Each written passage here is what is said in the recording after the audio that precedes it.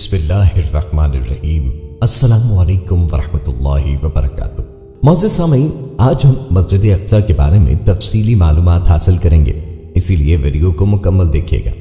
مسجد اقصی مسلمانوں کا قبلہ اول اور خانہ کعبہ اور مسجد نبوی کے بعد تیسرا مقدس ترین مقام ہے۔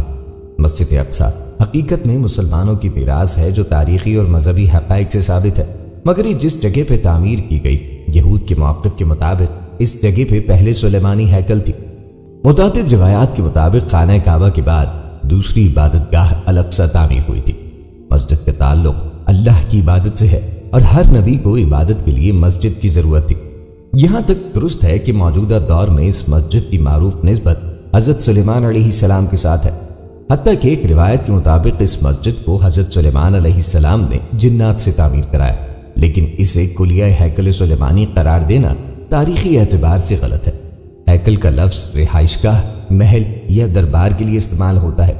مسلمانوں کے یروشلم شہر پہ قبضہ کرنے کے بعد یہ مسجد تعمیر کی گئی، حالانکہ قرآن میں سفر معراج کے باب میں اس مسجد کا ذکر ہے۔ گویا یہ مسجد حضور نبی کریم علیہ السلام کی بعثت سے بھی پہلے موجود تھی۔ گمان غالب ہے کہ نبی اللہ سلیمان علیہ السلام نے اپنی رہائش کا حجرہ بھی مسجد میں ہی بنا رکھا ہو اور اپنے متابعین کا اجتماع بھی مسجد میں ہی کرتے ہوں۔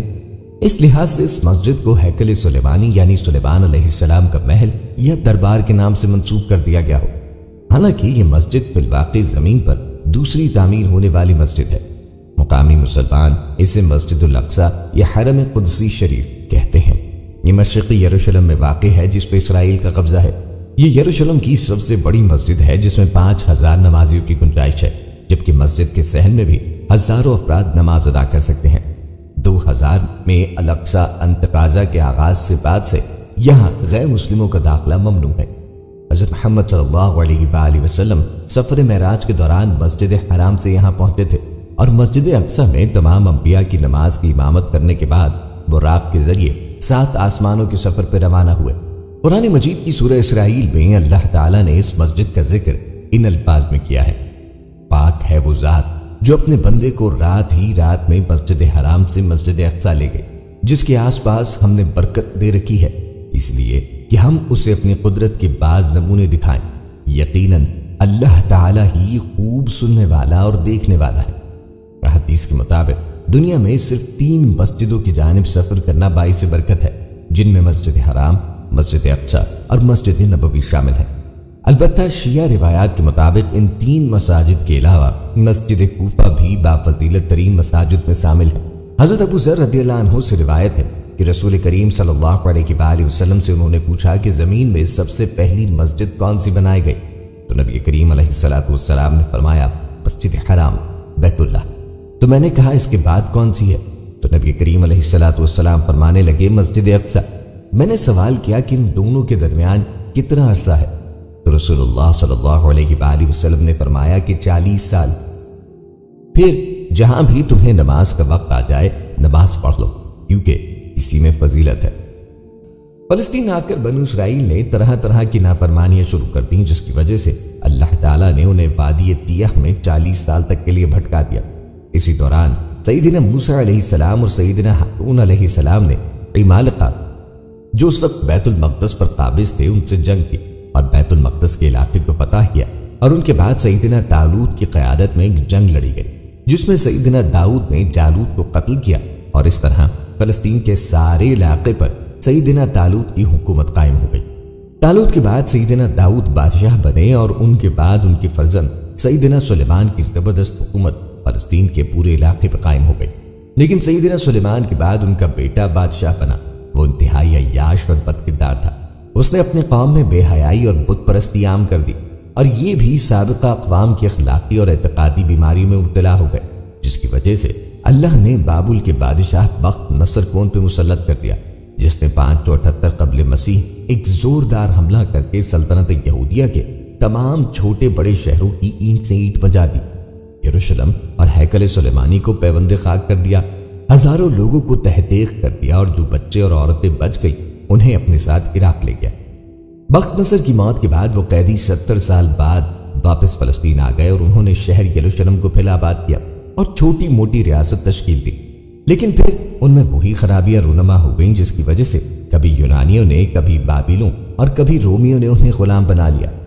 حضرت عیسیٰ کے زمانے میں ان کے عوام ہی نہیں، علماء کا طبقہ بھی اس قدر گمراہ تھا کہ شرک، بدکاری، انبیاء کے قتل اور شراب نوشی وغیرہ کو گناہ تک بھی نہیں سمجھتا تھا۔ انہیں یہودی علماء ربیوں اور فریسیوں نے سیدنا عیسیٰ کو قید کرانے اور پھر سولی پہ چڑھانے کے لیے طرح طرح کی سازشیں کی اور کس قدر نیچ حرکتیں کی، اس کی کچھ تفصیل موجودہ انجیلوں میں بھی مل سکتی ہے۔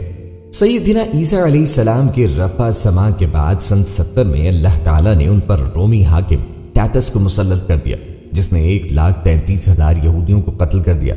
67,000 کے قریب غلام بنا لیے گئے، جنہیں بھوکے درندوں کے سامنے کھانے کے لیے ڈالا گیا۔ اٹلی اور یونان کے ایمفی تھیٹرز میں ان یہودی غلاموں کو نشانہ درست کرنے کے لیے لٹکایا گیا۔ یروشلم اور ہیکل سلیمانی کی اینٹ سے اینٹ بجا دی گئی اور خوبصورت لڑکیوں کو فاتحین کے لیے چن لیا گیا۔ اس کے بعد یہود 1750 سال تک پھر کبھی سرزمین میں آباد نہیں ہو سکے۔ 17 ہجری بمطابق 638 کو جب مسلمانوں نے حضرت ابو عبیدہ بن جراح کی ماتحتی میں ملک شام کو فتح کیا تو بیت المقدس کا بھی محاصرہ کر لیا۔ بیت المقدس کے پوپ نے، جس کا نام سرفانیوس تھا، مسلمانوں کے سامنے یہ شرط رکھی کہ اگر آپ کے امیر المومنین بذات خود یہاں تشریف لائیں گے تو میں شہر کی چابیاں ان کے حوالے کر دوں گا۔ چنانچہ سیدنا عمر بن خطاب نے اپنے غلام کے ساتھ بیت المقدس کا سفر کیا اور بیت المقدس کے بطریق میں شہر کی چابیاں سیدنا عمر بن الخطاب کے حوالے کی۔ آپ نے وہاں پر اپنا مشہور عہد لکھوایا جسے میثاق عمر کہا جاتا ہے، جس میں آپ نے ایلیا یعنی بیت المقدس کے تمام عیسائیوں کی جان و مال اور عزت و آبرو اور گرجا و کلیسا کی حفاظت کی گارنٹی عطا فرمائی اور انہیں دینی و مذہبی آزادی کے ساتھ زندگی گزارنے کا فرمان جاری کیا۔ اس فتح بیت المقدس میں 3000 سے زائد صحابہ کرام شریک تھے۔ حضرت عمر نے مسجد الاقصی کے قریب ایک مسجد بنانے کا حکم دیا، جسے آج بھی مسجد عمر کہا جاتا ہے، اور مؤذن رسول سیدنا بلال حبشی نے اذان دی اور مسلمانوں نے نماز ادا کی۔ مسجد اقصی مسلمانوں کا قبلہ اول ہے اور معراج میں نماز کی فرضیت کے بعد 16 سے 17 ماہ تک مسلمان مسجد اقصی کی جانب رخ کر کے ہی نماز ادا کرتے تھے۔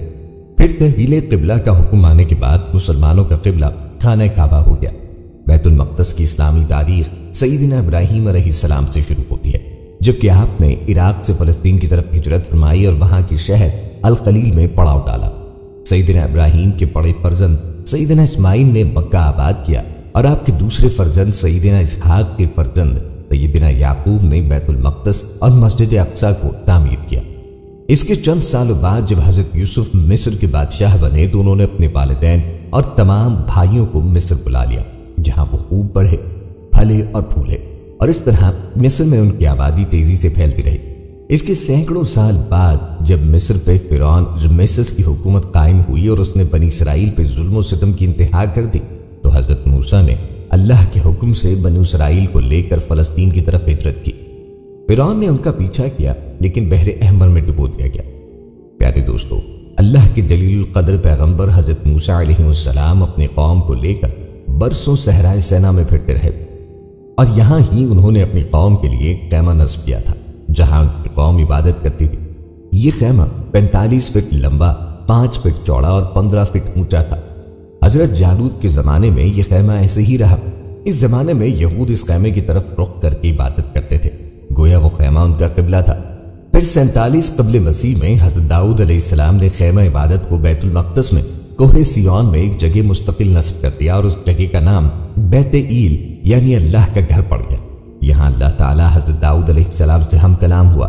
حضرت داؤد علیہ السلام کے بیٹے پیغمبر حضرت سلیمان علیہ السلام نے یروشلم میں معبد تعمیر کروایا جسے ہیکل سلیمانی کہا جاتا ہے۔ تاریخ بتاتی ہے کہ جب بخت نصر نے بیت المقدس پہ حملہ کیا تو اس نے بیت المقدس کو مکمل تاراج اجاڑ دیا۔ حضرت سلیمان علیہ السلام کی باقیات کو لوٹ لیا، محلات کو تباہ کیا اور ہیکل سلیمانی میں موجود کتب کو جلا دیا، جس میں تورات کے اصل نسخے بھی شامل تھے، اور انبیاء علیہ السلام کو قتل یعنی شہید کر دیا۔ تو رب تعالیٰ نے بخت نصر پہ عذاب نازل کیا اور اس کی شکل و صورت کو مسخ کر دیا۔ حضرت وہاب بن منبع فرماتے ہیں کہ بے شک بخت نصر کے چہرے کا مسخ پہلے شیر کی شکل و صورت میں ہوا، پس شیر درندوں کا بادشاہ بن گیا۔ پھر بخت نصر کا مسخ تبدیل یعنی اللہ تعالیٰ نے اس کی شکل تبدیل کر دی، گدھ کی شکل میں ہوا اور پھر گدھ پرندوں کا بادشاہ بن گیا۔ پھر بخت نصر کا مسخ بیل کی شکل و صورت میں ہوا، پس بیل چوپایوں کا بادشاہ بن گیا۔ بخت نصر کا یہ مسخ 7 سال تک رہا، لیکن اس کا دل انسان کا ہی رہا۔ اسی وجہ سے وہ تمام مسخ شدہ صورتوں میں بھی انسانی سوچ اور طرز عمل کو اپنائے رہا اور حکومت کرتا رہا جو اس وقت بھی اس کے پاس تھی۔ پھر اللہ تبارک و تعالی نے بخت نصر کو انسانی شکل عطا کر دی تو اس کی روح بھی لوٹا دی۔ صدی لکھتے ہیں کہ جب بخت نصر کو حق تعالی نے دوبارہ انسانی شکل عطا کی تو اس کو بادشاہت بھی لوٹا دی۔ چنانچہ اس وقت بخت نصر کے نزدیک حضرت دانیال علیہ السلام اور ان کے ساتھی سب سے زیادہ باعزت تھے، جن کو بخت نصر اسیران بیت المقدس کے طور پہ قید کر کے عراق لے کر آیا تھا، کیونکہ یہودیوں کو اس قربت سے شدید حسد تھا۔ پس یہودی امراء بخت نصر سے کہنے لگے کہ دانیال علیہ السلام جب پانی پی لیتے ہیں تو ان کا پیشاب پر سے اختیار ختم ہو جاتا ہے۔ یہ بات اس وقت ان میں بہت آر مایوب سمجھی جاتی تھی۔ بخت نصر نے اس بات کو جاننے کی خاطر یہودی امراء حضرت دانیال علیہ السلام کی دعوت کے ساتھ بلائے، پھر انہوں نے کھانا کھایا اور پانی پیا۔ دوسری طرف بخت نصر نے دربان کو حکم دیا کہ کھانا کھانے کے بعد حاضرین میں سے پہلے جو بھی پیشاب کرنے کے لیے باہر نکلے اسے کلہاڑے سے قتل کر دینا، چاہے وہ پیشاب کرنے والا یہی کیوں نہ کہے کہ میں بخت نصر ہوں۔ بس تم اس سے کہنا کہ تو جھوٹ بولتا ہے، کیونکہ بخت نصر نے مجھے تیرے قتل کرنے کا حکم دیا ہے۔ چنانچہ کھانا ختم ہوا تو سب حاضرین میں سے بخت نصر پہلے پیشاب کی شدت کی وجہ سے بے قرار ہو کر پہلے کھڑا ہوا، جو اس کو اچانک ہی اتر آیا تھا، لہٰذا وہ باہر نکلنے لگا تو دربان اس پر کم روشنی کی وجہ سے حملہ آور ہوا۔ تو بخت نصر بولا میں بخت نصر ہوں۔ تو دربان بولا کہ تو جھوٹ بولتا ہے، بادشاہ نے مجھے تیرے قتل کا حکم دیا ہے، اور اس پر کلہاڑے کا وار کر دیا، جس سے بخت نصر ہلاک ہو گیا۔ اس کے توحیدی ہونے کے متعلق وہاب بن منبہ فرماتے ہیں کہ بعض یہود و نصارہ میں اختلاف پایا جاتا ہے کہ وہ موت سے قبل ایمان لایا تھا یا نہیں، مگر بعض یہودی علماء کہتے ہیں کہ اس نے انبیاء کو شہید کیا اور بیت المقدس کو تاراج کیا، لہٰذا اللہ تعالیٰ نے اس کی توبہ کو قبول نہ کیا اور وہ کافر ہی بنا۔ معزز سامعین، جب عمر فاروق کے دور میں مسلمانوں نے بیت المقدس فتح کیا تو حضرت عمر نے شہر سے روانگی کے وقت صخرہ اور براق باندھنے کی جگہ کے قریب مسجد تعمیر کرنے کا حکم دیا، جہاں انہوں نے اپنے ہمراہیوں سمیت نماز ادا کی تھی۔ مسجد اقصیٰ سے بالکل قریب ہونے کی وجہ سے یہی مسجد بعد میں مسجد اقصیٰ کہلائی، کیونکہ قرآن مجید کی سورہ بنی اسرائیل کے آغاز میں اس مقام کو مسجد اقصیٰ کہا گیا ہے۔ اس دور میں بہت سے صحابہ نے تبلیغ اسلام اور اشاعت دین کی خاطر بیت المقدس میں اقامت اختیار کی۔ مسجد اقصیٰ کا بانی حضرت یعقوب کو مانا جاتا ہے اور اس کی تجدید حضرت سلیمان علیہ السلام نے کی۔ بعد میں خلیفہ عبد الملک بن مروان نے مسجد اقصیٰ کی تعمیر شروع کرائی اور خلیفہ ولید بن عبد الملک نے اس کی تعمیر مکمل کی اور اس کی تزئین و آرائش کی۔ عباسی خلیفہ ابو جعفر منصور نے بھی اس مسجد کی مرمت کرائی۔ پہلے صلیبی جنگ کے بعد جب عیسائیوں کا بیت المقدس پہ قبضہ ہو گیا تو انہوں نے مسجد اقصیٰ میں بہت رد و بدل کی۔ انہوں نے مسجد میں رہنے کے لیے کئی کمرے بنا لیے اور اس کا نام معبد سلیمان رکھا، نیز متعدد دیگر عمارتوں کا اضافہ کیا جو بطور جائز ضرورت اور اناج کی کوٹھیوں کے استعمال ہوتی تھیں۔ انہوں نے مسجد کے اندر اور مسجد کے ساتھ ساتھ گرجا بھی بنا لیا۔ سلطان صلاح الدین ایوبی نے 1187 میں فتح بیت المقدس کے بعد مسجد اقصیٰ کو عیسائیوں کے تمام نشانات سے پاک کیا اور محراب اور مسجد کو دوبارہ تعمیر کیا۔ مسجد اقصیٰ کے نام کا اطلاق پورے حرم قدسی پر ہوتا تھا، جس میں سب عمارتیں، جن میں اہم ترین قبۃ الصخرہ ہے جو اسلامی تعمیر کے شاندار نمونوں میں شامل ہے۔ تاہم آج کل یہ نام حرم کے جنوبی جانب والی بڑی مسجد کے بارے میں کہا جاتا ہے۔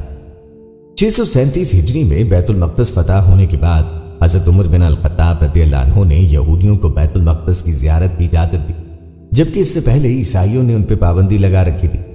عیسائیوں نے یہودیوں سے حد درجے بغض کی بنا پر ڈوم آف راک، جس کے اوپر قبۃ الصخرہ ہے جو ایک چٹان سے بنا ہوا ہے، کو کچرے سے ڈھک دیا تھا، کیونکہ یہودی اس کو مقدس مانتے ہیں۔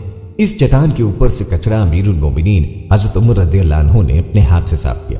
مسلمانوں کے نزدیک اس کی اہمیت یہ ہے کہ رسول کریم صلی اللہ علیہ وآلہ وسلم معراج والی رات اس چٹان پر سے براق کے ذریعے آسمانوں کو اڑے تھے۔ پھر جب بھی صلیبی جنگ کے بعد عیسائی بیت المقدس پر قابض ہوئے تو مسلمانوں اور یہودیوں کا قتل عام کیا۔ سلطان صلاح الدین ایوبی رحمہ اللہ علیہ کے بیت المقدس فتح کرنے کے بعد اور بعد میں طویل عرصے تک سلطنت عثمانیہ کے زمانے میں یہودی قلیل تعداد میں رہے، لیکن عیسائی ظلم و ستم اور ذلت و خواری والی زندگی سے بہتر حالت میں رہے۔ بیت المقدس کا مشرقی علاقہ، جس میں حرم شریف اور مسجد اقصیٰ سمیت مقدس مقامات ہیں، اردن کے قبضے میں تھا۔ یہ صورتحال 1967 تک قائم رہی۔ 1967 کی عرب اسرائیل جنگ کے اختتام پر اسرائیل کا پورے فلسطین پہ قبضہ ہو گیا۔ مقدس مقامات تاریخ میں پہلی مرتبہ یہودیوں کے قبضے میں آ گئے۔ معزز دوستوں، مسجد اقصی خلفائے راشدین خلافت بنو امیہ خلافت بنو عباسیہ میں مسلمانوں کے ماتحت رہی۔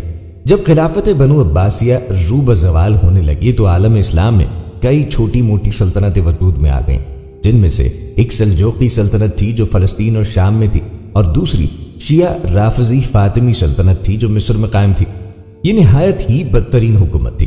اس نے سنی سلجوقی سلطنت پہ حملے شروع کر دیے، اس لیے کہ بیت المقدس انہی کے زیر انتظام تھا۔ بالآخر انہوں نے بیت المقدس کو سلجوقیوں سے چھین ہی لیا۔ جب یورپ کے عیسائیوں نے دیکھا کہ دو مسلمان ریاستیں بیت المقدس کے لیے آپس میں لڑ رہی ہیں تو انہوں نے 493 ہجری بمطابق 1099 میں ایک زبردست حملہ کر کے بیت المقدس پہ قبضہ کر لیا۔ بیت المقدس کا فاطمی گورنر افتخار الدولہ مالی فدیہ دے کے بھاگ گیا اور تمام مسلمانوں کو اس شیعہ خبیث نے صلیبیوں کے حوالے کر دیا، جنہوں نے ہزاروں مسلمانوں کو شہید کر دیا۔ عزتیں لوٹی گئیں، بچے بوڑھے عورتیں کسی کو بھی نہیں بخشا گیا۔ عین مسجد اقصی کے اندر وہ قتل و خون کا بازار گرم کیا گیا کہ الامان والحفیظ۔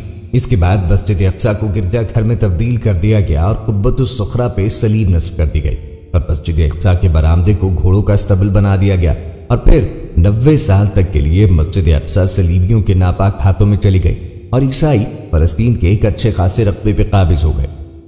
معزز دوستو، یاد رہے کہ اللہ تعالیٰ نے اسی دور میں سلطان نور الدین زنگی کو سرزمین شام میں صلیبیوں کے مقابلے کے لیے کھڑا کیا۔ مسجد اقصی فتح کرنے کے بعد صلیبیوں کے حوصلے اتنے بلند ہو گئے کہ انہوں نے مکہ مکرمہ اور مدینہ منورہ کی فتح کے خواب دیکھنے شروع کر دیے، بلکہ انہوں نے اپنا ایک لشکر جرار سمندری راستے سے رابغ روانہ کر دیا تاکہ وہاں سے یہ لشکر مکہ مکرمہ اور مدینہ منورہ دونوں پہ حملہ آور ہو۔ لیکن اللہ تعالیٰ جزائے خیر عطا فرمائے اسلطان نور الدین زنگی کو، انہوں نے انتہائی برق رفتاری کے ساتھ اپنی فوجوں کو خشکی کے راستے رابغ روانہ کر دیا۔ رابغ کے ساحل پر اسلامی افواج صلیبیوں کے لیے موت بن کے تیار کھڑی تھی۔ نور الدین زنگی کی افواج نے نہ صرف صلیبیوں کا مردانہ وار مقابلہ کیا بلکہ ان کو اس طرح ختم کیا کہ ان کا کوئی فوجی پلٹ کر پھر فلسطین نہیں جا سکا۔ اس سے صلیبیوں کے حوصلے اس طرح پست ہوئے کہ وہ مکہ اور مدینہ کے خواب بھول گئے۔ اسی دوران سلطان زنگی کی وفات ہو گئی تو اللہ تعالیٰ نے ان کی جگہ غازی ملت سلطان صلاح الدین ایوبی کو بیت المقدس کی آزادی کے لیے کھڑا کر دیا، جنہوں نے بے شمار معرکوں میں یورپی صلیبیوں کو شرمناک شکستیں دی، لیکن ان کی سب سے بدترین شکست حطین کے معرکے میں ہوئی، جس میں 30,000 سے زائد عیسائی مارے گئے اور 30,000 سے زائد گرفتار ہوئے، جن میں اکثر یورپی ریاستوں کے شہزادے تھے۔ یہ معرکہ 25 ربیع الثانی 583 عیسوی بمطابق 4 جولائی 1187 عیسوی کو پیش آیا۔ اس معرکے کے صرف 3 ماہ بعد 27 رجب 583 کو سلطان صلاح الدین ایوبی نے بیت المقدس کو دوبارہ فتح کر کے مسجد اقصی کو نصرانیوں کی غلاظت سے پاک کیا اور اس پہ لگی ہوئی صلیب توڑی، اور اس کی میناروں سے پھر سے اللہ اکبر کی صدا گونجنے لگی۔ جب تک بیت المقدس صلیبیوں کے چنگل میں تھا، سلطان صلاح الدین ایوبی مرغ بسمل کی طرح تڑپتے رہے۔ ان کے چہرے پہ حزن و ملال کے آثار نمایاں رہتے تھے۔ کسی نے ان سے اس کا سبب پوچھا تو اس اللہ کے شیر نے جواب دیا، مجھے کیوں کر خوشی اور کیسے کھانا اچھا لگے اور کیسے آرام سے سونے کی لذت آئے جبکہ بیت المقدس صلیبیوں کے قبضے میں ہے۔ سلطان صلاح الدین ایوبی نے صلیبیوں کے ساتھ مصر کی رافضی فاطمی حکومت کو بھی ختم کیا، جس نے بیت المقدس کو صلیبیوں کے ہاتھوں میں گروی رکھ دیا تھا۔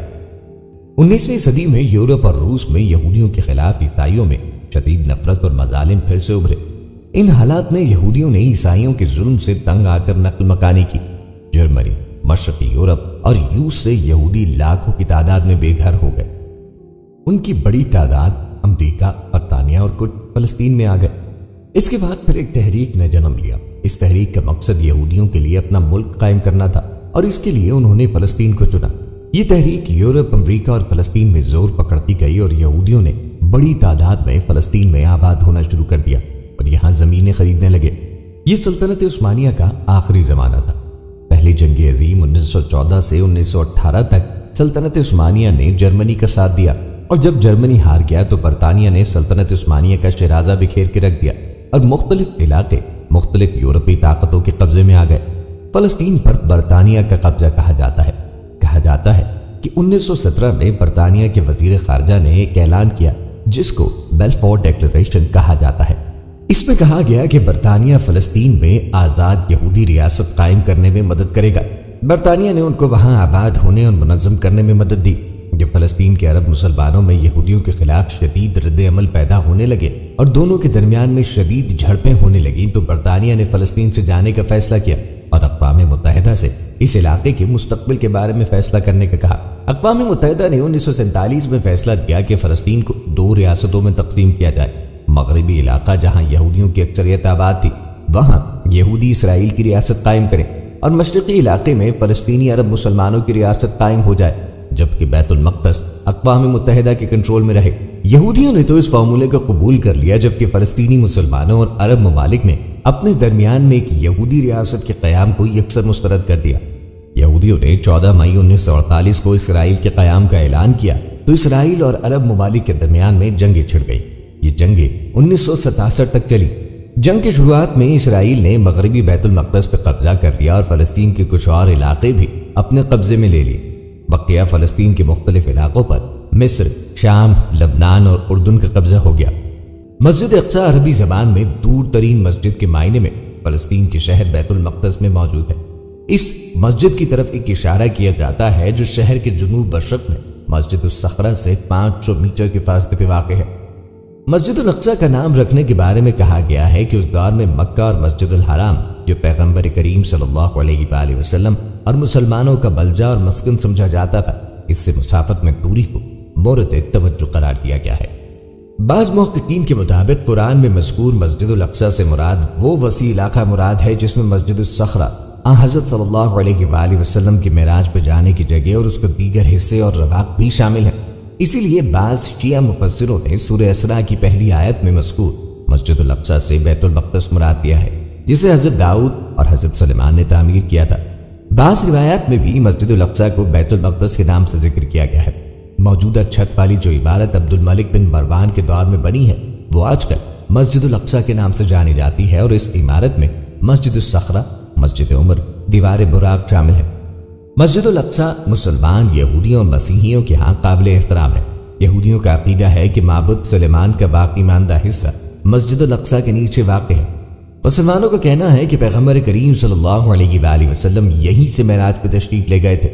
2 ہجری کو مسلمانوں کا قبلہ بدلنے سے پہلے مسلمانوں کا قبلہ اول بھی یہی تھا، اسی لیے قاجار اور پہلوی دور میں بعض حاجی حج کے بعد بیت المقدس کے مذہبی مقامات خاص کر مسجد الاقصی کی زیارت بھی کرتے تھے۔ اسلامی احادیث میں مسجد حرام، مسجد النبی اور مسجد کوفہ کے ساتھ مسجد الاقصی 4 بافضیلت مساجد میں شمار ہوتی ہے۔ بعض احادیث میں مسجد کوفہ کا ذکر نہیں، اور مسجد الاقصی، مسجد الحرام اور مسجد نبوی کے ساتھ سب سے بافضیلت 3 مساجد میں سے ایک ہے۔ ان تینوں مساجد میں ایک نماز پڑھنا دوسری مساجد میں ہزاروں نمازوں کے برابر ہے۔ شرعی طور پر اہمیت و فضیلت کے اعتبار سے مسجد حرام اور مسجد نبوی کے بعد مسجد اقصی کا مقام و مرتبہ ہے۔ قرآن و حدیث میں مختلف جگہوں پر اس مبارک مسجد کا ذکر آیا ہے۔ اس مسجد کے ارد گرد کی جگہوں کو برکت والی جگہ کہا گیا ہے۔ انہی وجوہات کے پیش نظر دنیا بھر کے مسلمان مسجد اقصی اور قدس کو بڑی عقیدت و محبت سے دیکھتے ہیں۔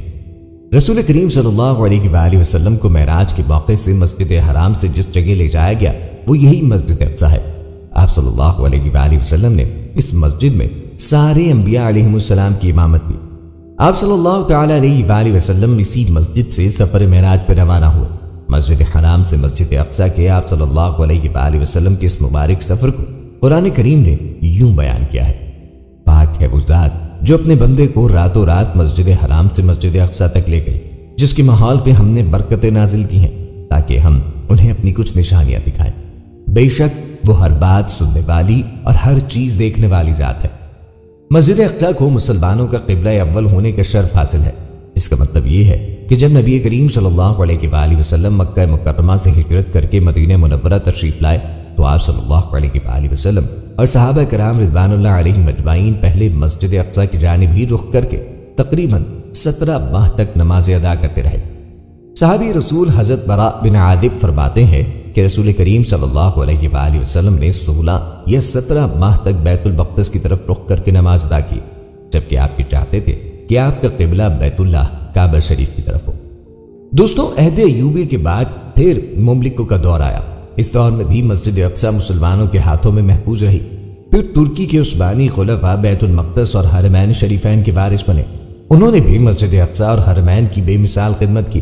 19ویں صدی کے اوائل تک یہود کی بیت المقدس یا فلسطین کے علاقے میں کوئی آبادی نہیں تھی۔ تقریباً 1750 سال تک ان کا اس مقدس سرزمین پہ کوئی وجود باقی نہیں رہا۔ 1838 سے سرزمین میں ان کی دلچسپی شروع ہو گئی اور اکا دکا یہودی خاندان فلسطین کی طرف ہجرت کرنے لگے۔ اسی دوران 1897 میں عالمی صہیونی تحریک وجود میں آئی، جس کا بنیادی نصب العین سرزمین فلسطین پہ قبضہ کرنا ہے اور ہیکل سلیمانی کو دوبارہ تعمیر کرنا اور اس علاقے میں ایک یہودی ریاست قائم کرنا تھا۔ دنیا کے بڑے بڑے یہودی سرمایہ داروں نے اس تحریک کے لیے اپنے اپنے خزانوں کے دہانے کھول دیے اور دنیا کے یہودیوں کو اس بات کی ترغیب دی کہ وہ فلسطین کی طرف ہجرت کریں اور وہاں فلسطینیوں کی زمینوں کو اونچے داموں میں خریدیں۔ لیکن یہ کام خلافت عثمانیہ کی اجازت کے بغیر بڑے پیمانے پہ نہیں ہو سکتا تھا۔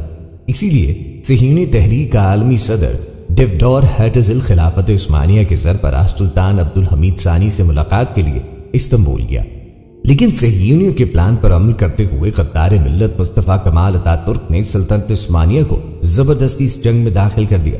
ادھر برطانیہ نے عربوں کو ترکوں کے خلاف بھڑکا کر انہیں عظیم عربی سلطنت کا خواب دکھایا، جس سے متاثر ہو کر شریف مکہ حسین بن عبداللہ نے ترکوں سے بغاوت کا اعلان کیا۔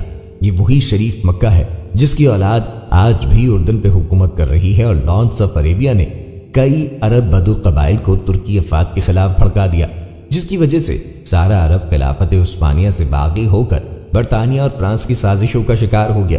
اسی دوران صہیونیوں کی عالمی تنظیم کے صدر وائزمن نے انگریزوں کو یہ پیشکش کی کہ اگر وہ جنگ جیت کر فلسطین کی سرزمین پر یہودیوں کا وطن قائم کر دے تو اس جنگ میں یہودیوں کے سارے خزانے ان کے قدموں تلے قربان کر دیے جائیں گے۔ چنانچہ برطانیہ کے وزیر خارجہ جیمز بلفور نے 2 نومبر 1917 کو یہودیوں سے یہ وعدہ لیا کہ وہ ان کے لیے فلسطین کہا جاتا ہے اس اعلان بلفور ڈکلیریشن میں ایک ہوم لینڈ قائم کریں گے۔ تاریخ میں اس معاہدے کو بہت اہمیت دی جانے لگی۔ اس کے ساتھ ہی ساتھ ساری دنیا کے یہودیوں نے فلسطین کی طرف ہجرت کرنا شروع کر دی اور ان کی آبادی میں بے تحاشا اضافہ ہونے لگا۔ وہ مسجد جو نماز کی جگہ ہے وہ قبۃ الصخرہ نہیں، لیکن آج کل قبہ کی تصاویر پھیلنے کی بنا پر اکثر مسلمان اسے ہی مسجد اقصی خیال کرتے ہیں، حالانکہ فی الواقع ایسی کوئی بات نہیں۔ مسجد تو بڑے صحن کے جنوبی حصے میں اور قبہ صحن کے وسط میں ایک اور اونچی جگہ پہ واقع ہے۔ زمانہ قدیم میں مسجد کا اطلاق پورے صحن پہ ہوتا تھا اور اس کی تائید امام ابن تیمیہ کے اس بیان سے بھی ہوتی ہے۔ مسجد اقصی اس ساری مسجد کا نام ہے جسے سلیمان علیہ السلام نے تعمیر کیا تھا، اور بعض لوگ اس مصلی یعنی نماز پڑھنے کی جگہ کو جسے عمر بن خطاب رضی اللہ تعالیٰ عنہ نے اس کی اگلی جانب تعمیر کیا تھا اقصی کا نام دینے لگے ہیں۔ اس جگہ جسے میں عمر بن خطاب رضی اللہ تعالیٰ عنہ نے تعمیر کیا تھا، نماز پڑھنا باقی ساری مسجد میں نماز پڑھنے سے افضل ہے۔ اسلام اور ملت اسلامیہ کے خلاف یہودیوں کی دشمنی تاریخ کا ایک مستقل باب ہے۔ یہود مدینہ نے عہد رسالت مآب میں جو شورشیں اور سازشیں کی ان سے تاریخ اسلام کا ہر طالب علم آگاہ ہے۔ گزشتہ 14 صدیوں سے پہلے یہود نے مسلمانوں کے خلاف بالخصوص اور دیگر انسانیت کے خلاف بالعموم معادلانہ رویہ اپنا رکھا ہے۔ 20ویں صدی کے حادثات و سانحات میں سب سے بڑا سانحہ مسئلہ فلسطین ہے۔ یہود و نصارہ نے یہ مسئلہ پیدا کر کے گویا اسلام کے دل میں خنجر گھونپ رکھا ہے۔ 1948 میں اسرائیل کے قیام کے بعد یورپ سے آئے ہوئے غاصب یہودیوں نے ہزاروں سال سے فلسطین میں آباد فلسطینیوں کو ان کی زمینوں اور جائیدادوں سے بے دخل کر کے انہی کیمپوں میں نہایت ابتر حالت میں زندگی بسر کرنے پہ مجبور کر دیا ہے۔ 21 اگست 1969 کو ایک آسٹریلوی یہودی ڈینس مائیکل روہان نے قبلہ اول کو آگ لگا دی، جس سے مسجد اقصی 3 گھنٹے تک آگ کی لپیٹ میں رہی اور جنوب مشرقی جانب عین قبلے کی طرف کا بڑا حصہ گر پڑا۔ محراب میں موجود ممبر بھی نظر آتش ہو گیا، جسے صلاح الدین ایوبی نے فتح بیت المقدس کے بعد نصب کیا تھا۔ دراصل یہودی اس مسجد کو ہیکل سلیمانی کی جگہ تعمیر کردہ عبادت گاہ سمجھتے ہیں اور اسے گرا کر دوبارہ ہیکل سلیمانی تعمیر کرنا چاہتے ہیں، حالانکہ وہ کبھی بھی بذریعہ دلیل اس کو ثابت نہیں کر سکے کہ ہیکل سلیمانی یہی تعمیر تھا۔ گزشتہ نصف صدی سے زائد عرصے کے دوران اسرائیلی یہودیوں کی جارحانہ کارروائیوں اور جنگوں میں ہزاروں لاکھوں فلسطینی مسلمان شہید، زخمی یا بے گھر ہو چکے ہیں، اور لاکھوں افراد مقبوضہ فلسطین کے اندر یا آس پاس کے ملکوں میں کیمپوں کے اندر قابل رحم حالت میں زندگی بسر کر رہے ہیں، اور اقوام متحدہ اور اس کی کرتا دھرتا امریکہ اور یورپ کے ممالک یہودیوں کے سرپرست اور پشت بان بنے ہوئے ہیں۔ مسجد اقصی وہ مسجد ہے جس کی بنیاد روئے زمین پر مسجد حرام کے تقریباً 40 سال بعد رکھی گئی۔ ایک حدیث شریف میں مسجد اقصی سے حج یا عمرے کا احرام باندھ کر حج یا عمرہ ادا کرنے والے کو اگلے اور پچھلے گناہوں کی معافی کی بشارت دی گئی ہے۔ نبی کریم صلی اللہ علیہ وآلہ وسلم کی زوجہ حضرت ام سلمہ رضی اللہ عنہا سے روایت ہے کہ انہوں نے رسول کریم صلی اللہ علیہ وآلہ وسلم کو فرماتے ہوئے سنا، جس نے مسجد اقصی سے مسجد حرام کے لیے حج یا عمرے کا احرام باندھا اس کے اگلے اور پچھلے گناہ معاف کر دیے جائیں گے یا جنت اس کے لیے واجب ہو جائے گی۔ مسجد اقصی ان 3 مساجد میں سے ایک ہے جن میں عبادت کرنے اور نماز پڑھنے کی نیت سے سفر کرنا باعث ثواب ہے۔ امام بخاری رحمہ اللہ علیہ نے اپنی صحیح میں اس حدیث کو مختلف ابواب کی ذیل میں ذکر کیا ہے۔ حضرت ابو ہریرہ رضی اللہ عنہ فرماتے ہیں کہ نبی کریم صلی اللہ علیہ وآلہ وسلم نے ارشاد فرمایا، عبادت کی نیت سے صرف 3 مسجدوں کے لیے ہی سفر کیا جائے، اور وہ ہیں مسجد حرام، رسول کریم صلی اللہ علیہ وآلہ وسلم کی مسجد، مسجد نبوی اور مسجد اقصی۔ ایک حدیث شریف میں مسجد اقصی میں ایک پڑھی جانے والی نماز کا ثواب 50,000 نمازوں کے ثواب کے برابر بتایا گیا ہے۔ حضرت انس بن مالک رضی اللہ عنہ فرماتے ہیں کہ رسول کریم صلی اللہ علیہ وآلہ وسلم نے ارشاد فرمایا، ایک آدمی کی ایک نماز اپنے گھر میں ایک نماز کے برابر ہے، اس کی نماز محلے کی مسجد میں 25 نمازوں کے برابر، اس کی نماز جامع مسجد میں 500 نمازوں کے برابر، اس کی نماز مسجد اقصی میں 50,000 نمازوں کے برابر ہے۔ اسی طرح اس کی نماز میری مسجد مسجد نبوی میں 50,000 نمازوں کے برابر ہے، اور اسی شخص کی ایک نماز مسجد حرام میں 1,00,000 نمازوں کے برابر ہے۔ مسجد اقصی کی یہ بھی ایک خصوصیت ہے کہ اسی مسجد سے رسول کریم صلی اللہ علیہ وآلہ وسلم کا سفر معراج ہوا۔ اسی سفر معراج میں آپ کو نماز کا تحفہ دیا گیا۔ یہ واقعہ بخاری شریف میں ایک لمبی حدیث میں آیا ہے۔ نماز والے حصے کا حاصل یہ ہے کہ اولاً اللہ تعالیٰ نے اس سفر میں آپ صلی اللہ علیہ وآلہ وسلم کو 50 نمازوں کا تحفہ دیا۔ پھر حضرت موسیٰ علیہ السلام کے کہنے پر کہ آپ صلی اللہ تعالیٰ علیہ وآلہ وسلم کی امت ان 50 نمازوں کی ادائیگی نہیں کر پائے گی، آپ نے اللہ تعالیٰ سے نماز کی تعداد میں کمی کی درخواست کی۔ پھر اللہ تبارک و تعالیٰ نے اس نماز کو کم کرتے کرتے 5 نمازیں امت محمدیہ کے لیے باقی رکھیں۔ کہا جاتا ہے کہ سب سے پہلے حضرت داؤد علیہ السلام نے مسجد الاقصی کی جگہ ایک معبود بنایا، اور حضرت سلیمان نے اسے پایہ تکمیل تک پہنچایا، جسے معبد سلیمان، معبد یروشلم، معبد ایلیا اور بقع ایلیا کہا گیا۔ 19ویں اور 20ویں صدی عیسوی کا کہنا ہے کہ بیت المقدس مسلمانوں کے توسط فتح ہونے سے پہلے مسجد الاقصی کے علاقے میں حضرت مریم کے نام سے ایک کلیسا بھی موجود تھا۔ پہلی صدی ہجری کے ماخذ کے مطابق موجودہ مسجد الاقصی پہلی صدی ہجری کو امویوں کے دور میں تعمیر ہوئی۔ 8ویں صدی ہجری کے مورخ ابن کثیر کا کہنا ہے کہ اس مسجد کی تعمیر 66 ہجری کو بنو امیہ کا خلیفہ عبد الملک بن مروان حکومت نے 65 سے 66 ہجری کے دور حکومت میں شروع کروائی اور 73 ہجری کو پایہ تکمیل تک پہنچی۔ بعض نے اس کی تاسیس کی نسبت ولید بن عبد الملک کی طرف دی ہے۔ ابن کثیر لکھتا ہے، عبد الملک نے اس لیے مسجد الاقصی اور دیگر اماکن کو تعمیر کیا تاکہ شامیوں کو حج جانے سے روک دے اور ان کو یہیں پر طواف کرنے پہ مجبور کرے، کیونکہ عبداللہ بن زبیر حج کو عبد الملک کے خلاف تبدیل کرنے اور حاجیوں سے اپنی بیعت لینے کے لیے استعمال کرتا تھا، اور روز عرفہ اور ایام منا میں خطبوں کے ذریعے عبد الملک اور اس کی نسل کے دادا حکم بن عاص پر پیغمبر کریم صلی اللہ علیہ وآلہ وسلم کی لعنت کی یاد دہانی کرا کر شام والوں کو اپنی طرف مائل کرتا تھا۔ مسجد الاقصی کی عمارت مستطیل شکل میں ہے، جس کی لمبائی 80 میٹر اور چوڑائی 55 میٹر ہے۔ مسجد کی عمارت 53 سنگ مرمر کے ستون اور 49 بنیادوں پر بنی ہوئی ہے۔ اسی طرح مسجد ایک بڑے ہال پہ مشتمل ہے جس کے درمیان میں ایک گنبد واقع ہے۔ مسجد الاقصی کی عمارت مختلف ادوار میں تعمیر و مرمت ہوئی ہے۔ بنی عباس، فاطمیون، ایوبی سلطنت اور عثمانی حکومت میں تعمیر و مرمت ہوئی۔ زلزلے کی وجہ سے مسجد الاقصی کی تخریب کے بعد دوبارہ تعمیر اور مرمت کی گئی ہے۔ اسی طرح ایک کتیبہ کے مطابق فاطمیوں کا خلیفہ الظاہر العزاز دین اللہ کے حکم سے مسجد الاقصی پہ ایک گنبد بنایا گیا، اور المستنصر دین اللہ کے حکم سے مسجد کے شمالی ایوان کی مرمت ہوئی۔ جب صلیبیوں نے 1099 بمطابق 583 ہجری میں بیت المقدس پہ ناجائز قبضہ کیا اور مسجد کے ایک حصے کو کلیسا بنا دیا، اور باقی حصے میں کچھ کو اپنی فوجیوں کی استراحت گاہ اور کچھ کو اپنی چیزوں کو ذخیرہ کرنے کے لیے گودام بنا دیا، لیکن صلاح الدین ایوبی نے 599 ہجری کو ان سے بیت المقدس کو واپس لے لیا اور مسجد کی مرمت کا اقدام کیا۔ محراب مسجد کو دوبارہ تعمیر کیا، اس کی گنبد پہ تزئین و آرائش کا کام کیا اور معروف لکڑی کا ممبر وہاں رکھوایا۔ سلطنت مملوک اور عثمانی نے بھی مسجد الاقصیٰ کی مرمت کی ہے۔ معزز سامعین، جہاں تک بات ہے مسجد اقصیٰ کی، وہ تو فضیلت کے اعتبار سے بہت اہمیت کی حامل ہے۔ اس کے ساتھ یہ بھی آپ کو بتاتے چلیں کہ مسجد اقصیٰ کے ارد گرد کی زمین بھی بہت فضیلت رکھتی ہے۔ اس کا اندازہ قرآن مجید کی آیہ مبارکہ سے ہوتا ہے کہ اللہ رب العزت قرآن کریم میں فرماتے ہیں، پاک ہے وہ ذات جو لے گئی اپنے بندے کو ایک رات میں مسجد حرام سے مسجد اقصیٰ تک کہ جس کے ارد گرد ہم نے برکت رکھ دی ہے۔ اس آیت سے معلوم ہوتا ہے کہ مسجد اقصیٰ کے ساتھ ساتھ اس کے ارد گرد سرزمین یعنی فلسطین و شام کا علاقہ بھی بابرکت ہے۔ پیارے دوستوں، مسجد اقصیٰ ارض مقدسہ میں سے ہے۔ اس کے بارے میں حضرت موسیٰ علیہ السلام کا قول قرآن مجید میں ہے، اے میری قوم کے لوگوں، داخل ہو جاؤ اس مقدس سرزمین میں کہ جس کو اللہ تعالیٰ نے تمہارے لیے لکھ دیا ہے۔ حضرت قتادہ رحمہ اللہ علیہ کے نزدیک ارض مقدسہ سے مراد شام ہے۔ دوستوں، مسجد اقصیٰ ان 4 جگہوں میں سے ہے جہاں دجال داخل نہ ہو سکے گا۔ وہ ہیں مکہ مکرمہ، مدینہ منورہ، مسجد اقصیٰ اور مسجد طور۔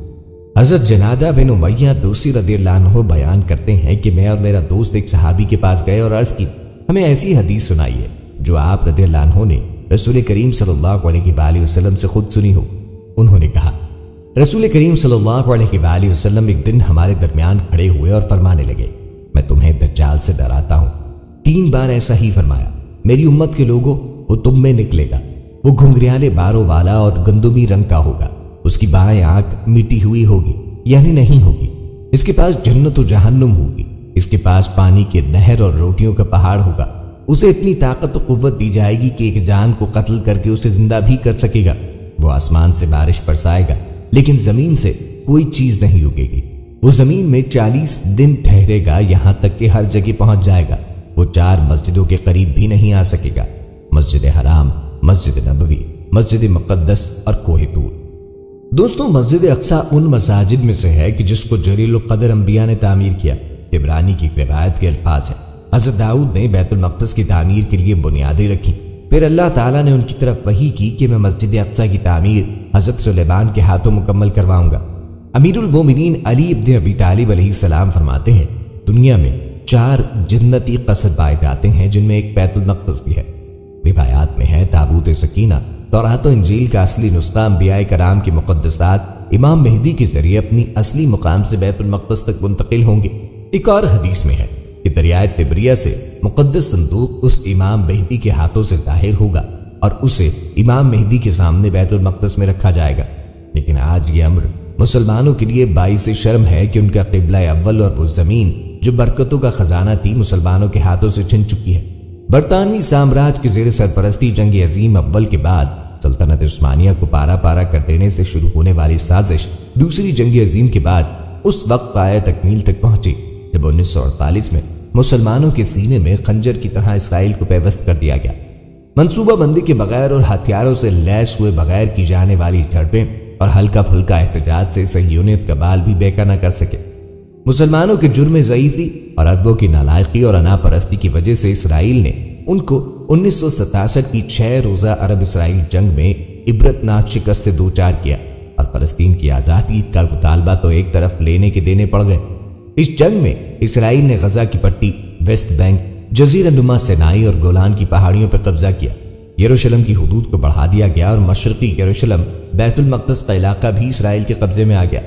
صورتحال یہاں تک آن پہنچی کہ 21 اگست 1969 کو ایک آسٹریلوی یہودی ڈینس مائیکل رہن نے قبلہ اول کو آگ لگا دی، جس سے مسجد اقصیٰ 3 گھنٹے تک آگ کی لپیٹ میں رہی اور جنوب مشرقی جانب عین قبلے کی طرف کا بڑا حصہ گر پڑا۔ محراب میں موجود ممبر بھی نظر آتش ہو گیا۔ اس المناک واقعے کے بعد خواب غفلت میں ڈوبی ہوئی امت مسلمہ کی آنکھ ایک لمحے کے لیے بیدار ہوئی اور سانے ہے کہ تقریباً 1 ماہ بعد 25 ستمبر 1969 کو مراکش کے شہر رباط میں OIC کا قیام عمل میں آ گیا۔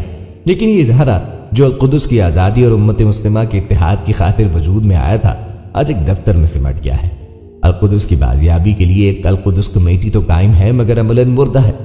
عالم اسلام کے اتحاد کا جو منظر لاہور کی دوسری سربراہی کانفرنس میں نظر آیا اور القدس کی آزادی کی جو امید بندھی تھی، اسے استعماری قوتوں نے شاہ فیصل کے قتل اور بھٹو کی پھانسی کے ذریعے پارا پارا کر دیا اور آخری کیل مصر اور اسرائیل کے درمیان کیمپ ڈیوڈ معاہدے کے ذریعے ٹھوک دی گئی۔ صدام حسین کی کویت پر قبضے کے بعد جنم لینے والے نئے منظرنامے کے بعد فلسطین کا مسئلہ عالم اسلام کے لیے مسئلہ ہی نظر نہیں آتا، اور اب رہی صحیح کسر ٹرمپ کی شہ پہ بننے والے امریکی اسلامی عرب اتحاد نے نکال دی ہے۔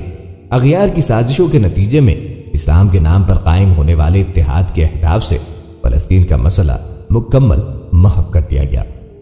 فلسطینیوں کی تحریک آزادی کا نتیجہ اس حد تک برآمد ہو گیا کہ مغربی کنارے اور غزہ کا محدود علاقہ آزاد تو ہوا، لیکن ایک محصور ریاست کی شکل اختیار کر گئے جنہیں جب چاہے اسرائیل رون ڈالتا ہے۔ غزہ ایک قید خانے کی حیثیت رکھتا ہے۔ آج بھی مسلمانوں کا قبلہ اول پکار کر مسلمانوں کی غیرت کو جھنجھوڑ رہا ہے۔ قبضہ مشرک سے اگر کوئی نجات دلوائے تو قبلہ اول کا ایک مدت سے یہی ارمان ہے، لیکن افسوس کہ مسلم حکمرانوں کی ضمیر مردہ ہو چکی ہے۔ اقتدار کا دوام اور بادشاہتوں کی حفاظت ان کا پہلا و آخری ترجیح ہے۔ القدس کی آزادی کے لیے جو رسمی آواز پہلے اٹھا کرتی تھی آج وہ بھی ختم ہو چکی ہے۔ اس وقت صہیونی اور استعماری سازشوں کے طفیل اور عرب کی حکمرانوں کی مفاد پرستی اور تنگ نظری کی وجہ سے جو حالات پیدا ہوئے ہیں، اس سے فلسطین کی آزادی اور القدس کی بازیابی ایک سوالیہ نشان بن گئی، کیونکہ بہت سے عرب ممالک نے اسرائیل کو تسلیم کر رکھا ہے۔ بعض ریاستوں کے خفیہ تعلقات ہیں۔ خود مسلم ریاستوں میں مقامات مقدسہ کا جو حشر کیا جا رہا ہے، اس سے اسرائیل پہ موجود عالمی برادری کا اخلاقی دباؤ بھی ختم ہو گیا ہے کہ کسی مسلک و مذہب کے مقدس آثار کی حرمت کی پابندی کی جائے۔ جب مسلمان خود اپنے مقامات مقدسہ کو پامال کریں گے، جنت المعلیٰ اور جنت البقیع کی تاراجی سے شروع ہونے والا سلسلہ یہاں تک پہنچ گیا ہے۔ سرزمین حجاز پر صرف 5% اسلامی آثار باقی رہ گئے ہیں۔ پوری دنیا میں مساجد میں دھماکے معمول ہیں۔ نام نہاد جہادی تنظیموں نے عراق، شام، بحرین سے پاکستان اور افغانستان تک انبیاء اہل بیت و اطہار صحابہ کرام کے مزارات کی تباہی کا خوفناک سلسلہ شروع کر رکھا ہے۔ اس سے غیروں کو بھی شے مل رہی ہے۔ بابری مسجد گرا دی گئی، پر کسی ایک عرب ملک نے بھارت سے سفارتی تعلقات ختم نہ کیے۔ ایسے میں اسرائیل سے بیت المقدس کی آزادی اور بے حرمتی نہ کرنے کا کوئی مطالبہ بھی کرے تو اس کا کیا اثر ہوگا؟ آج امت مسلمہ کی یہ حالت ہے کہ ہر مسلم ملک دوسرے میں مداخلت کر رہا ہے۔ شام، عراق، یمن، لیبیا اس کی بدترین مثال ہے۔ معزز دوستوں، احادیث کی روح سے قرب قیامت وہاں اسلام کا غلبہ ہوگا۔ ایمان اور اہل ایمان فتنوں کے اس دور میں شام کے علاقے میں ہی ہوں گے۔ نبی کریم صلی اللہ علیہ وآلہ وسلم نے شام اور اہل شام کے لشکر کا ساتھ دینے کی ترغیب دی، کیونکہ اس دور میں ان کی حفاظت کی ذمہ داری اللہ رب العزت نے لی ہوگی۔ یہ حضرت مہدی اور حضرت عیسیٰ علیہ السلام کا لشکر ہوگا، اور آخری وقت میں ملت اسلامیہ کا مرکز و محور ارض مقدسہ ہوگی۔ قیامت سے قبل مدینہ منورہ ویران ہو جائے گا اور ارض مقدسہ آباد ہو جائے گا۔ یہ زمانہ بڑی لڑائیوں اور فتنوں کا ہوگا۔ اس کے بعد دجال کا خروج ہوگا۔ دجال عراق اور شام کے درمیان میں سے نکلے گا، اور یہ فتنہ اس امت کا بہت بڑا فتنہ ہے جس سے ہر نبی نے اپنی امت کو ڈرایا ہے، مگر دجال مکہ مدینہ، کوہ طور اور بیت المقدس میں داخل نہ ہو سکے گا۔ دوستوں، احادیث کی روشنی میں حضرت عیسیٰ علیہ السلام کا نزول بھی انہی علاقوں میں سے ہوگا۔ آپ کا نزول دمشق کے مشرق سفید مینار کے پاس ہوگا اور اس دجال کو قتل کریں گے۔ فتنہ یاجوج و ماجوج کی ہلاکت اور انتہا بھی بیت المقدس کے قریب جبل الخمر کے پاس ہوگی۔ قیامت سے پہلے ایک آگ لوگوں کو دھکیلتی ہوئی میدان محشر شام کی طرف لے کے آئے گی۔ وہ آگ صبح، دوپہر اور شام ہر وقت ان کے ساتھ ہوگی، حتیٰ کہ وہ انہیں میدان محشر تک پہنچا دے گی۔ شام محشر و منشر کی سرزمین ہے، اور یہ بات تم غور سے سن لو کہ جس قیامت کے دن ایک پکارنے والا فرشتہ اسرافیل سور پھونک کر ایک قریبی جگہ صخرہ بیت المقدس سے پکارے گا، یہ پکارنے والا فرشتہ اسرافیل یا جبرائیل ہوگا، اور یہ پکار نفخہ ثانیہ ہوگا جس سے لوگ میدان محشر میں جمع ہو جائیں گے، اور قریبی جگہ جہاں سے یہ ندا ہوگی اس سے بعض نے صخرہ بیت المقدس سے مراد لیا ہے۔ یہ بات روز روشن کی طرح آیا ہے کہ قیامت اس وقت تک برپا نہ ہوگی جب تک یہودیوں کو صفحہ ہستی سے نہ مٹا دے۔ آج تمام یہودی اپنے مقتل اسرائیل میں جمع ہو رہے ہیں۔ قیامت سے پہلے یہ وقت ضرور آئے گا کہ مسلمان یہودیوں کو چن چن کے قتل کریں گے، اور ایک بار پھر قیامت کے قریب اللہ کے حکم سے حضرت امام مہدی اور حضرت عیسیٰ کی ظہور کے بعد مسلمانوں کا قبلہ اول بیت المقدس ایک مومن جماعت کے ہاتھوں فتح کرے گا۔ دوستوں، آج کے موجودہ حالات کے پیش نظر یہ بات واضح ہے کہ مسلمانوں کو چاہیے کہ وہ قبلہ اول کی حفاظت اور آزادی کے لیے ہم وقت تیار رہیں۔ عزت و شان کے اعتبار سے پہلی مسجد حرام ہے، پھر مسجد نبوی، اور تیسرے نمبر پہ مسجد اقصیٰ ہے۔ تینوں مساجد کا ذکر قرآن مجید میں ملتا ہے، اور پھر آقا کریم صلی اللہ علیہ وآلہ وسلم نے ان کی خصوصی عظمت کو بھی بیان فرمایا۔ مسجد اقصی مدینۃ القدس کے دامن کوہ میں بنائی گئی۔ اس کا نام بیت المقدس ہے، یعنی پاک کرنے والا گھر، جس میں گناہوں سے پاکی حاصل کی جاتی ہے۔ یہ پہلا قبلہ اور تیسرا حرم شریف ہے، اور رحمت عالم سرور کائنات محمد مصطفیٰ صلی اللہ علیہ وآلہ وسلم کے سفر معراج کا راستہ ہے۔ ان 3 مساجد میں سے ایک ہے جن کے علاوہ کسی مسجد کی طرف ثواب و تعظیم کی نیت سے سفر نہیں کیا جا سکتا۔ روئے زمین پہ مسجد حرام خانہ کعبہ کے بعد یہ دوسری قدیم ترین مسجد ہے، جہاں آج بھی الحمدللہ 5 وقتہ نماز باجماعت کے علاوہ جمعہ، عیدین اور تراویح، تہجد، اعتکاف اور درس و تدریس کا اہتمام ہے۔ یہ مسجد نبوی کے بعد تیسرا مقدس ترین مقام ہے۔ فلسطین کی پاک سرزمین انبیاء کرام کا مسکن رہا ہے، اسی وجہ سے اسے سرزمین انبیاء بھی کہا جاتا ہے۔ اس کے چپے چپے پر انبیاء کرام علیہم السلام کے نشانات موجود ہیں۔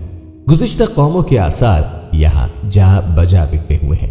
اس ارض مقدس کا مشہور اور قدیم شہر بیت المقدس ہے، جس سے القدس اور یروشلم بھی کہا جاتا ہے۔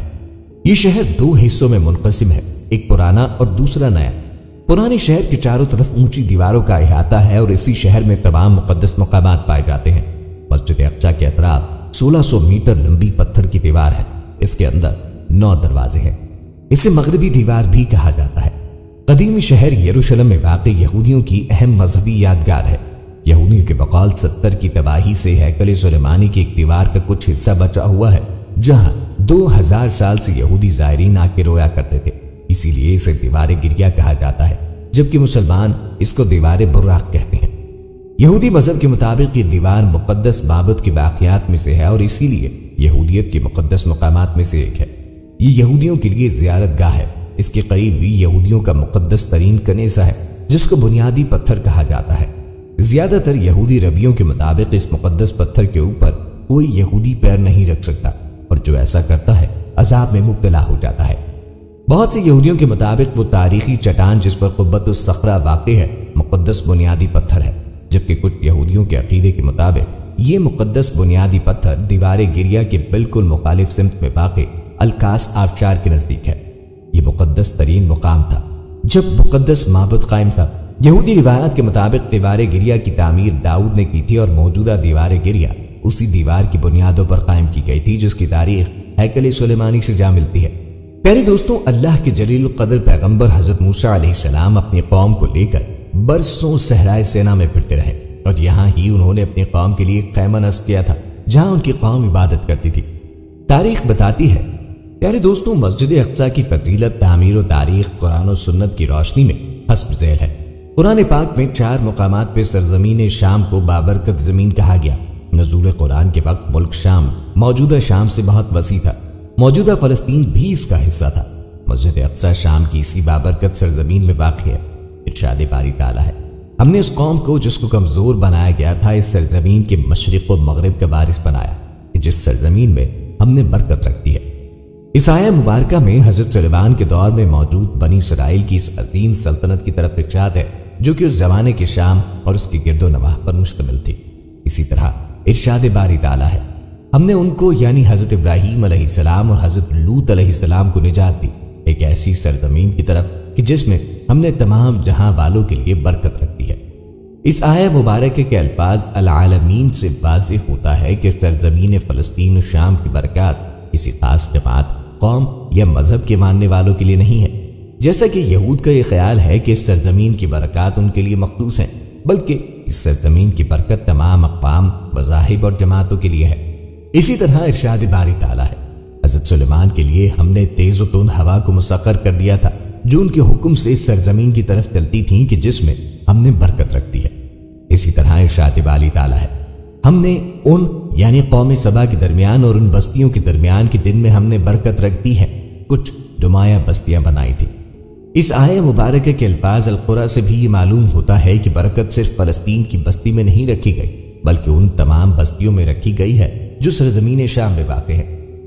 ماہ رمضان کی مقدس ساعتوں میں یوم القدس حمایت مظلومین منانے کا مقصد عالمی ضبور کا جھنجھوڑنا اور مسلم حکمرانوں کو خواب غفلت سے بیدار کرنا ہے، تاکہ مسلمانوں کے سینے پہ لگے گہرے گھاؤ کا علاج کیا جا سکے اور دنیا بھر کے مظلوموں کے حق میں آواز بلند کر کے ایمانی اور دینی فریضے کو پورا کیا جا سکے، کیونکہ جو ظلم پہ لعنت نہ کرے آپ لعین ہے، जो जबर का मुनकर नहीं, वो मुनकरे दीन है। मस्जिद अक्सा की इर्द गिर्द की सरजमीन भी बाबरकत है। इरशाद बारी ताला है, पाक है वो जात जो ले गई अपने बंदे को एक रात में मस्जिद हराम से मस्जिद अक्सा तक, कि जिसके इर्द गिर्द हमने बरकत रख दी है। इस आयत से मालूम होता है कि मस्जिद अक्सा के साथ साथ इसके इर्द गिर्द सरजमीन यानी फलस्तीन और शाम का इलाका भी बाबरकत है। हजरत मूसा अलैहिस्सलाम के कौल कुरान मजीद में है, ऐ मेरी कौम के लोगों, दाखिल हो जाओ उस मुकद्दस सरजमीन में कि जिसको अल्लाह ताला ने तुम्हारे लिए लिख दिया है। हजरत क़तादा रहमतुल्लाह अलैह के नजदीक अर्ज़ मुक़द्दसा से मुराद शाम है। मस्जिद अक्सा इन 3 मसाजिद में शामिल है कि जिनका तबर्रुक हासिल करने के लिए या इनमें नमाज पढ़ने के लिए या इनकी ज़ियारत के लिए सफर को मशरू करार दिया गया है। नबी करीम अलैहिस्सलातु वस्सलाम का इरशाद है, 3 मसाजिद के अलावा किसी जगह का कसद करके सफर करना जायज नहीं। मेरी इस मस्जिद का यानी मस्जिद नबवी का, मस्जिद हराम और मस्जिद अक्सा का। सही हदीस में मस्जिद अक्सा में नमाज पढ़ने की बहुत ज्यादा फजीलत बयान हुई है।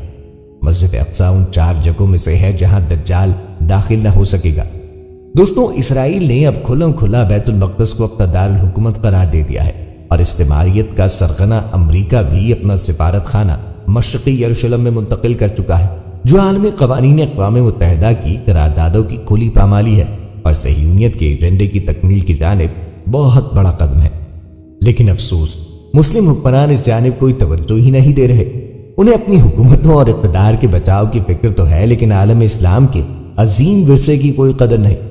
यही ऐदे हाजिर में मुसलमानों का सबसे बड़ा अलमिया है। मुस्लिम हुक्मरान की मत भूलें कि बैतुल मक़दस को फरामोश करना अपनी तारीख, इज्जत और गैरत और हमियत को फरामोश करना है। अगर उन्होंने अपनी रविश न छोड़ी तो तारीख उन्हें भी फरामोश कर देगी। पूरे आलम इस्लाम को ये बात ज़हन नशीन करना होगी कि बैतुल मक़दस की बाजियाबी के लिए अपनी आवाज़ में असर पैदा करने के लिए उम्मत मुस्लिमा को मुस्लिम ममालिक में इस्लामी आसार मुक़द्दसा की हुर्मत को बहाल करना होगा। इस्तिमारी क़ुव्वतों और इस्लाम दुश्मनों की दखल अंदाजियों के खिलाफ एहतजाज उसी वक्त कारगर होगा जब वो एक दूसरे के ममालिक में मुदाखलत बंद करेंगे, किसी मुस्लिम ममालिक के मसले को आलम इस्लाम का मसला समझते हुए हल करेंगे, अक़वाम मुत्तहिदा में वीटो पावर हासिल करेंगे, ओआईसी के फोरम को मजबूत बनाएंगे, मुश्तरका इक़्तिसादी ब्लॉक बनाएंगे, गरीब मुस्लिम मुल्कों का मयार बुलंद करने के लिए मुश्तरका कोशिशें करेंगे, दहशतगर्दी और इंतहा पसंदी को नाकाबिले बर्दाश्त समझते हुए ऐसा करने वालों के खिलाफ मुश्तरका कार्रवाई करेंगे। जब तक ये ख्वाब शर्मिंदा ताबीर नहीं होगा, आलम इस्लाम के लिए खोया हुआ उरूज, कश्मीर, फलस्तीन की आज़ादी और अल-कुद्स की बाजियाबी नामुमकिन है।